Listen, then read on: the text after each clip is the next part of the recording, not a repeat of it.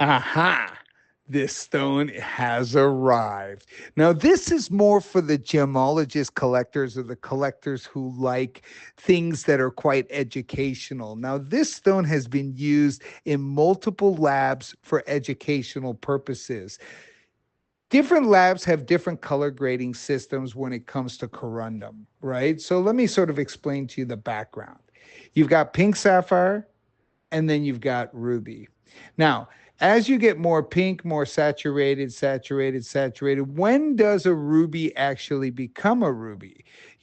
Some people say it's the chromium concentration, but that's not the case because in Songye ruby, there is no chromium, there's only iron, right? So some of those can be qualified as ruby. Some labs won't call that ruby, they'll call it red sapphire. So it really depends on the lab. But basically, what we usually look at as gemologists in most cases is the color saturation of the stone and where it defines. Now, this is interesting because this stone is highly debatable and it's like the perfect line that I would say the majority of the labs have, right? So if you look at like Belleferon, the French lab, if you look at, for example, like the Gublin lab, if you look at Lotus lab, right? Dr. Richard Hughes. For example, Richard Hughes will give this ruby.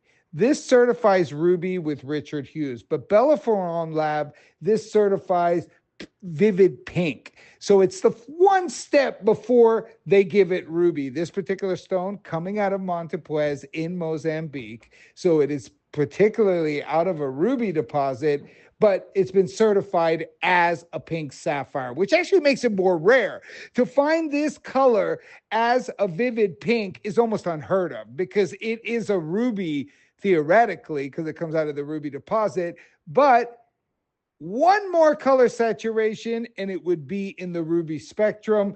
But this was identified as a vivid pink by Belleferon because of their grading category. I take this over to Richard Hughes. Richard Hughes gives this immediately magenta ruby. They give it because it's just the color saturation that they identify. But that's the deal with different labs. They have slightly different criterias, but I've collected this stone and used it to educate gemologists across the world where the fine line starts and ends. So if you look at a light pink sapphire, like almost white, it goes all the way to like a dark, dark red, royal red, like deep burgundy red. And that is the color spectrum of corundum.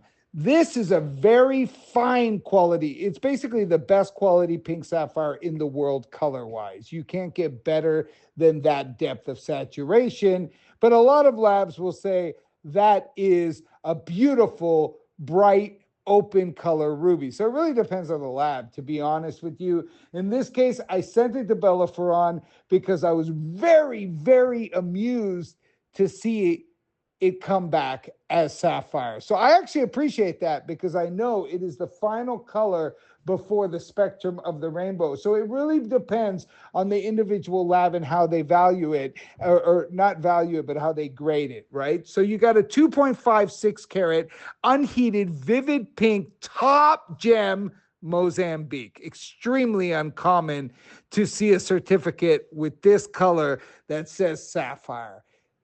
It is from the Montepuez mine, the ruby mine. It's got a sapphire cert, extremely uncommon. Whoever gets this, it's almost impossible to get a sapphire cert on this color. You've got 1.48 carats of deep flawless diamonds, significant diamonds. Kat loved the stone. She loves it. She calls it the bubblegum ruby.